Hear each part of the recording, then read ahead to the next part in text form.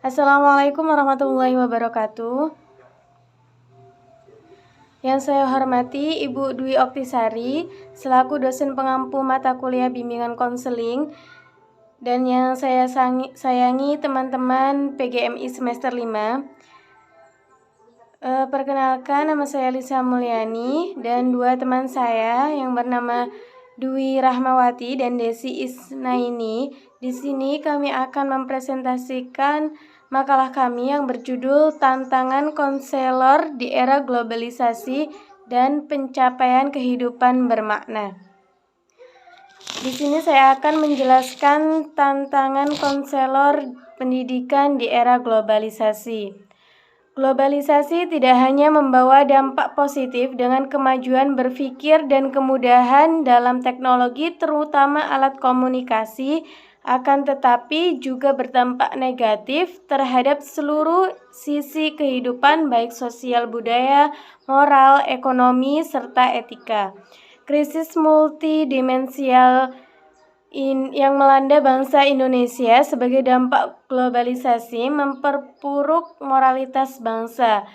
Budaya korupsi sebagai indikator dari tidak adanya sikap amanah telah menjadi satu kepribadian bangsa Indonesia. Budaya korupsi ini tidak saja tumbuh di sektor ekonomi, tetapi juga di sektor pendidikan.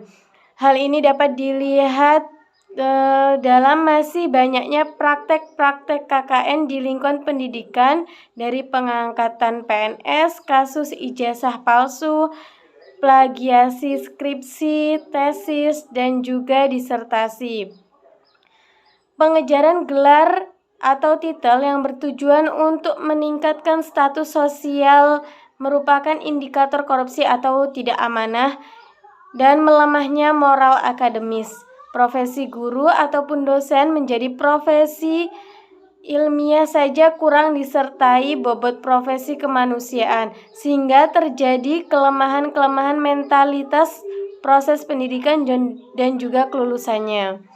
Dalam menghadapi era globalisasi ini, seorang pendidik atau seorang konselor harus mampu dan peka dengan perkembangan teknologi dan informasi. Selain itu, seorang pendidik atau seorang konselor Islam harus tetap menampilkan seorang konselor yang melaksanakan konseling berdasarkan nilai-nilai yang terkandung di dalam Al-Quran, seperti yang dikemukakan oleh Usman Suherman, yaitu yang pertama, mengakui keesaan Allah Subhanahu wa Ta'ala sebagai zat pengembangannya.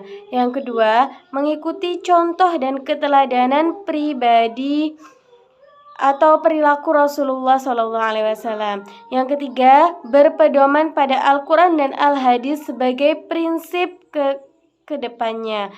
Yang keempat, memandang kehidupan tidak hanya terbatas pada dunia lain, tapi pada saat akhirat nanti.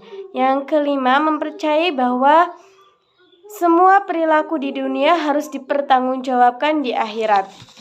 Yang keenam, menjalankan contoh dan keteladanan perilaku seperti jujur, bijaksana, sabar, semangat, dan tidak emosional, menghargai orang, dan rendah hati sebagaimana dicontohkan Rasulullah SAW. Yang ketujuh, memiliki pengalaman yang didasari pengetahuan dan keterampilan profesional. Yang kedelapan, memiliki strategi layanan bimbingan yang mengarah pada pengembangan lingkungan belajar. Yang kesembilan, berorientasi proaktif dalam memfasilitasi proses pembelajaran peserta didik menuju terwujudnya manusia yang baik. 10. Adanya hubungan yang akrab, taat, dan akurat dengan ulama dan umara. Yang ke-11, semangat mendorong diri sendiri dan mencintai diri sendiri dengan jiwa kewirausahaan, jiwa tolong-menolong, kesetia kawanan, suasana kebersamaan, dan persaudaraan. Disiplin waktu dalam melaksanakan pendidikan dan ibadah. Selanjutnya, hidup hemat dan sederhana. 14. Berani menderita untuk mencapai suatu tujuan seperti tirakat, sholat tahajud, iktikaf di masjid untuk untuk merenungkan kebenaran dan kesucian Allah Subhanahu wa taala. Yang ke-15, merintis sikap jujur dalam setiap ucapan dan perbuatannya. Penekanan terhadap internalisasi dan implementasi ajaran-ajaran Islam ini dalam dunia pendidikan sangatlah diperlukan. Sistem pembinaan yang mengimplementasikan ajaran-ajaran Islam tidak saja diarahkan untuk membentuk kecerdasan peserta didik, akan tetapi juga diarahkan untuk pembentukan kepribadian insan kamil pada peserta didik dan juga pada para pendidiknya. Implementasi ajaran-ajaran Islam oleh para pendidik atau konselor dalam hal ini juga pembimbing akan mendatangkan kesehatan mental yang baik dan juga kehidupan para peserta didik atau pembimbing menjadi lebih bermakna.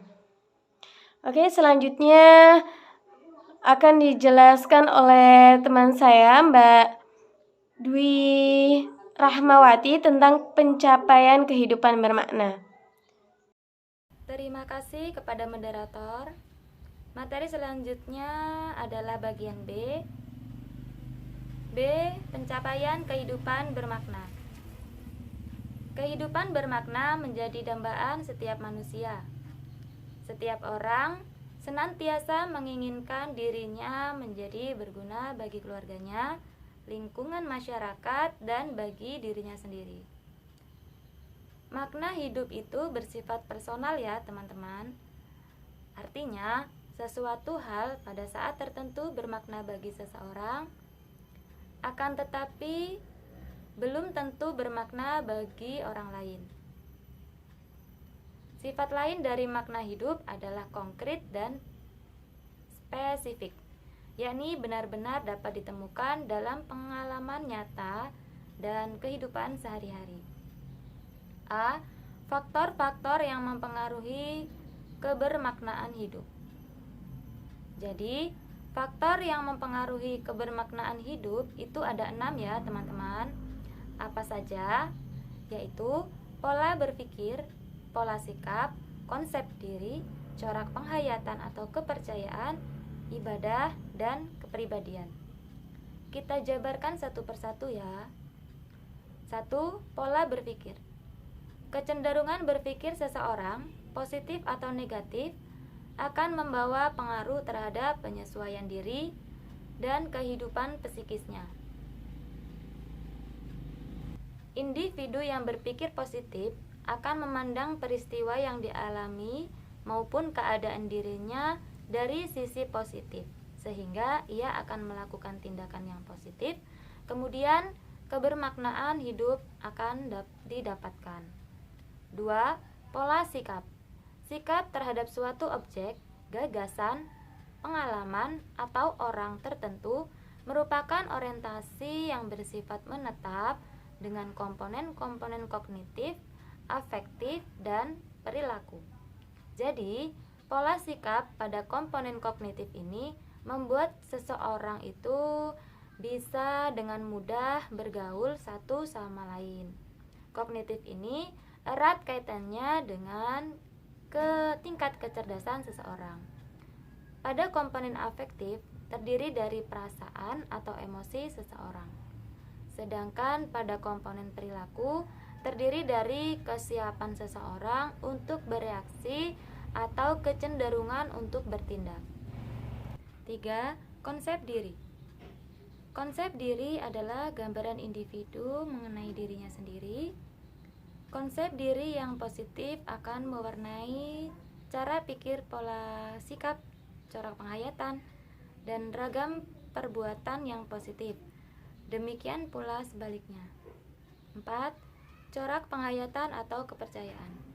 Bagaimana individu meyakini dan menghayati kebenaran, kebajikan, keindahan, keadilan, keimanan, dan nilai-nilai lain yang dianggap berharga. 5. Ibadah. Ibadah yang dilakukan secara khidmat sering menimbulkan perasaan tentram, mantap, dan tabah. Seseorang yang menjalankan ibadah sesuai dengan tuntunan agama akan merasakan kebahagiaan dan kehidupan menjadi lebih bermakna. keenam, kepribadian. Kepribadian di sini mempunyai fungsi atau arti adaptasi, yaitu keseluruhan cara seorang individu bereaksi dan berinteraksi dengan individu lain atau menyesuaikan diri. Kepribadian ini akan menentukan individu dalam menghadapi masalah-masalahnya.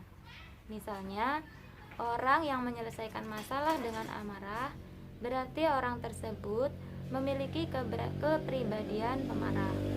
Sebaliknya, orang yang menyelesaikan masalah dengan sabar berarti orang tersebut memiliki kepribadian penyabar. Baiklah teman-teman, itulah tadi materi yang dapat saya sampaikan. Mudah-mudahan bisa dipahami. Selanjutnya, saya kembalikan kepada moderator. Saya di sini akan melanjutkan materi berikutnya, yakni tentang sumber makna hidup. Di dalam sumber makna hidup terdapat 3 nilai. Nilai yang pertama yaitu nilai kreatif, yang kedua nilai penghayatan, yang ketiga nilai bersikap.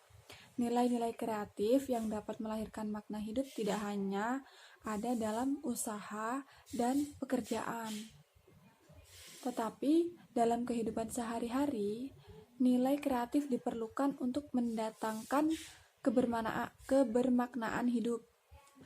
Berbuat baik atau beramal soleh dalam berinteraksi sosial akan memberikan makna tersendiri dan memberikan kemanfaatan bagi lingkungan atau juga dapat melahirkan kebermaknaan hidup.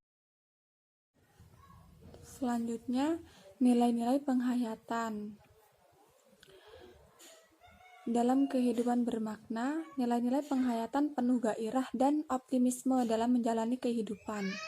Mereka yang telah menemukan makna hidup mampu menyesuaikan diri dengan lingkungan dan mampu menentukan sikap terbaik dalam berinteraksi sehingga tetap teguh pendirian atau tidak kehilangan identitas di tengah-tengah pergaulan yang mereka hidupi atau yang mereka jalani.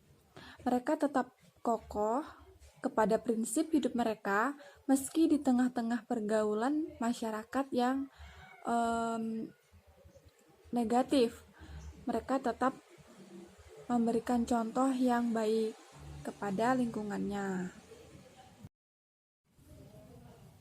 Konselor pendidikan sebagai agen perubahan untuk membantu peserta didik dalam menemukan makna hidupnya, merupakan contoh yang telah mampu menemukan makna hidup dari pengalaman-pengalaman kehidupannya. Jadi konselor ini menjadi tauladan yang telah mampu menemukan pengalaman hidupnya bagi peserta didik tersebut.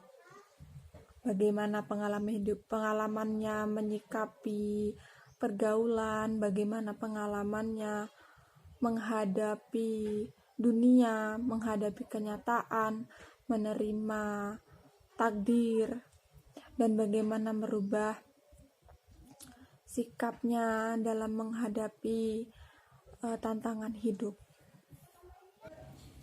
Dalam proses pencarian makna hidup ini, konselor mengajak peserta didik untuk menjalin kembali hubungan dekatnya dengan Allah Subhanahu wa Ta'ala yang akan menentukan keberhasilan dari pencarian tersebut.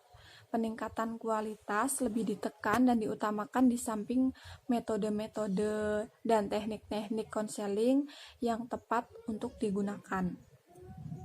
Dengan semua sifat makna hidup ini, sudah tentu makna hidup itu tidak dapat diberikan kepada orang lain, akan tetapi harus ditemukan oleh diri sendiri. Orang lain atau sebagai konselor hanya sekedar menunjukkan sumber makna hidup itu dari mana. Sumber makna hidup itu dari 3 nilai tadi, yaitu nilai kreatif, nilai penghayatan, nilai bersikap. Jadi peserta didik itu menemukan sumber makna hidupnya itu dari 3 nilai tadi itu. Bagaimana dia meningkatkan kualitas imannya. Konselor hanya sebagai penunjuk saja, juga sebagai pengingat untuk membantu seseorang itu menemukan makna hidupnya. Jadi kesimpulannya, berdasarkan penjelasan materi sebelumnya yang dikemukakan bahwa dunia ini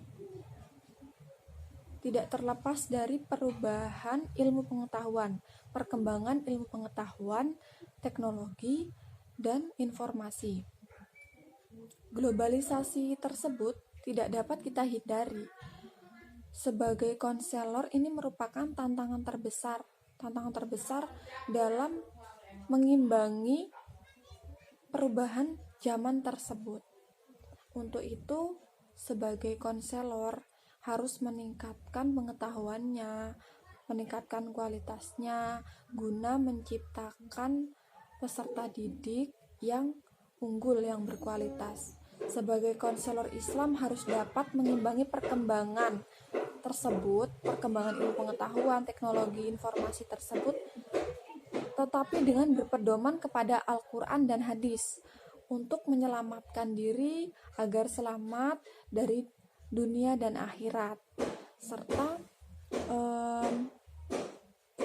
kita dapat memperoleh kesehatan jiwa kita, kesehatan mental kita, atau peserta didik yang kita didik tersebut dapat menemukan makna hidupnya dari sehatnya jiwanya, sehatnya mentalnya. Mungkin itu saja yang dapat saya sampaikan. Kurang lebihnya saya mohon maaf. Saya kembalikan kepada moderator.